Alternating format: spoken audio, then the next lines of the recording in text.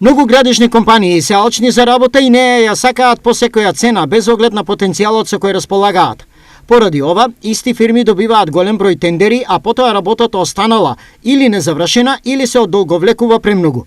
Ова го потенцира министерот за локална самоуправа Горан Милевски. Многу фирми па и се силат да ги добијат сите тендери и на крајот не може да одговорат на врските и имаме одложување на роковите за градба, токму да речам заради таа да не искористам збор лакомост, но сакање да се земи се, а на крајот да не можете да имплементирате ништо. И се соочуваме да добијат многу ниски цени, потоа бараат анекси, ќе речат не предвидовме некои работи, или пак ќе влијае тоа на квалитетот, а ние не сакаме за неколку години да се оштети дали е тоа тротоар или било кој друг објект.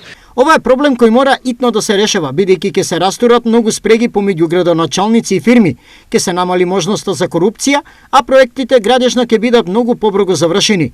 Од овие причини министерот предлага. Сметам дека тука државата треба да се охрабри, да направи измени, да има многу повеќе да се цени квалитетот, бидејќи она што се гради да има потрајна вредност.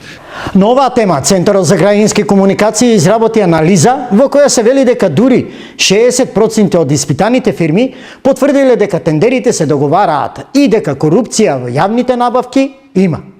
На скалата од 1 до 5, процесот на јавни набавки во земјава фирмите го оцениле со 2,8. Друг голем проблем кој се потенцира и го нема во извештајот е следниот. Контролирани биле само 1% од тендерите во земјава, а во секој петти тендер се пронајдени неправилности. Останатите 99% од тендерите во државата никој не ги погледнува. Стои во извештајот на Центарот за граѓански комуникации.